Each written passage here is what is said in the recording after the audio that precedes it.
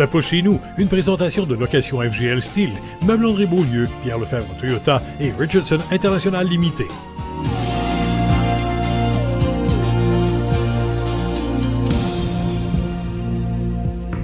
Depuis l'âge de 13 ans, Anno-Lise Brault rêve de devenir agricultrice. Je la rencontre ici à Saint-Jude parce qu'elle est copropriétaire de l'entreprise Le Bonheur est dans le pré. Bonjour. Bonjour. Alors, explique-moi, Le Bonheur dans le pré, qu'est-ce que c'est?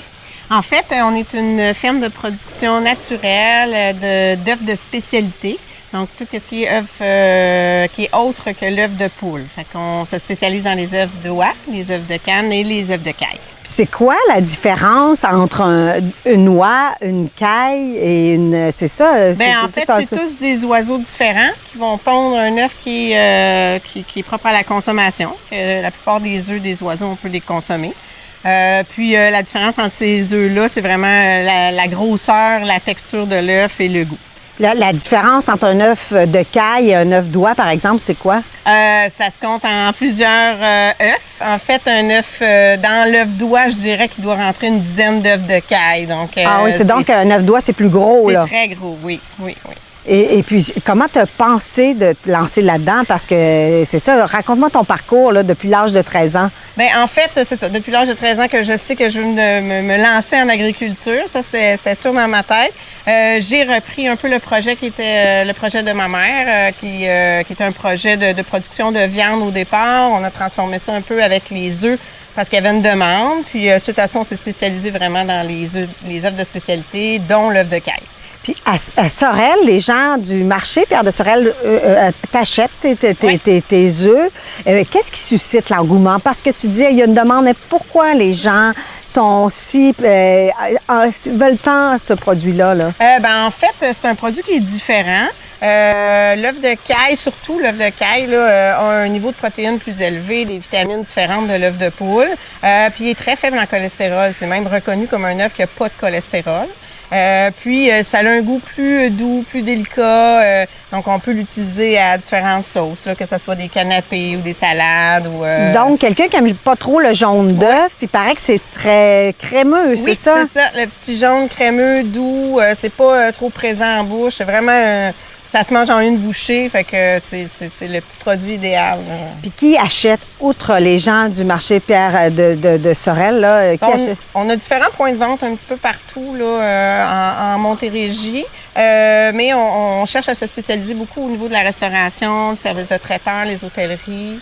Vous avez deux bons gros clients, je pense. On est très fiers de compter parmi nos clients le Casino de Montréal, le Sheraton à Saint-Hyacinthe aussi. Donc, on aspire à en développer d'autres contacts comme ça avec les chefs. Mais, ouais. Et en temps de COVID, Anno-Lise, j'imagine, la COVID-19 a un impact sur une entreprise comme la vôtre? Oui, c'est sûr que tout ce qui est de ce nouveau produit-là, le produit d'œuf de caille cuit et calé pour les restaurateurs, les traiteurs, j'avoue que ces temps-ci, c'est le point mort, mais on espère une reprise là, graduelle à l'automne, avant le temps des fêtes, du moins.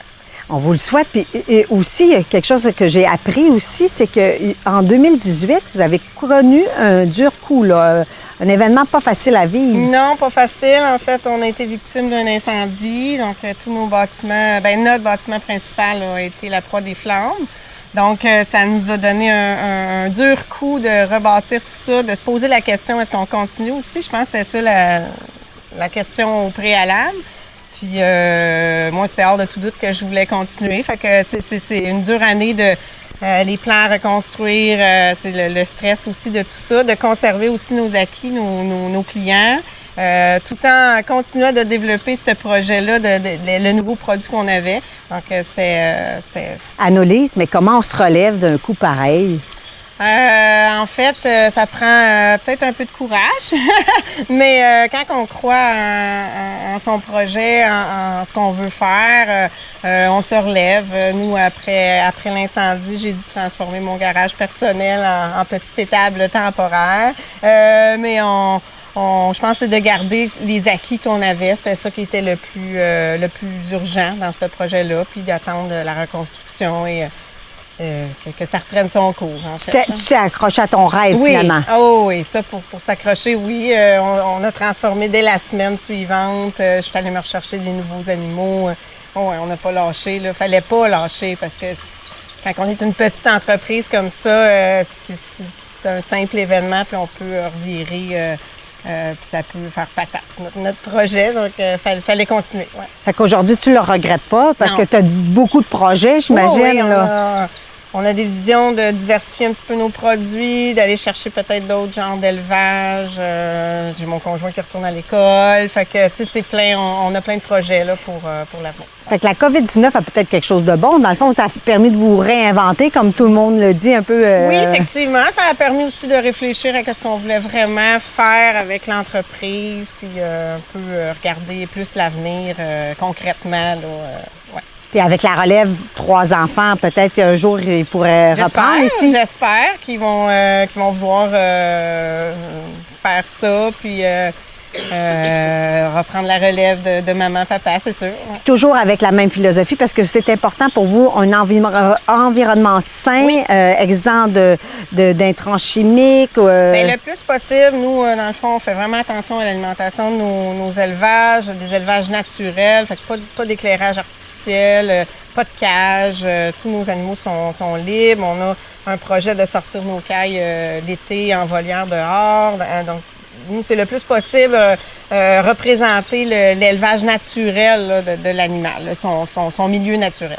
Puis un jour, les visiteurs peuvent venir ici Oui, déguster dans le fond. le fameux œuf de caille ou d'oie, peut-être même. Oui, bien, les dégustations d'œufs d'oie, d'œufs de canne, c'est plus difficile parce qu'on les vend à l'état frais, on les transforme pas.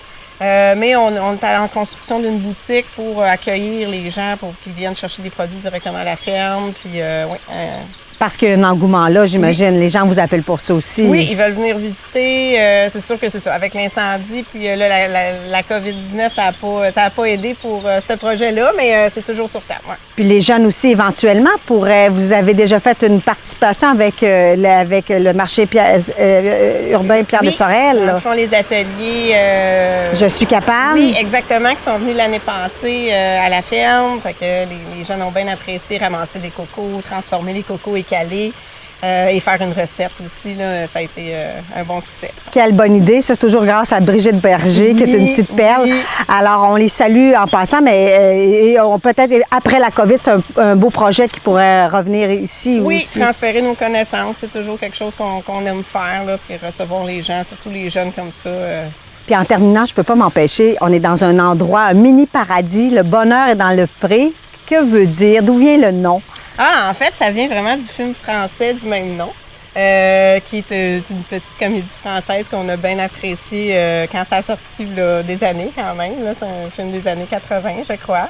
Fait que c'est vraiment que le bonheur est dans le pré. C'est une femme qui élève les oies et les cannes pour le foie gras. Et un bon petit film à voir. C'est un petit clin d'œil à ce film-là. Ouais. Puis on vous remercie de nous avoir ici accueillis, Jean Lemay et moi, dans votre mini paradis. Ça me fait plaisir. Et on espère que les auditeurs à l'écoute iront l'encourager ou se procurer ses produits au marché urbain Pierre de Sorel. Ça peut chez nous, une présentation de location FGL Style, Meubles André Beaulieu, Pierre Lefebvre Toyota et Richardson International Limité.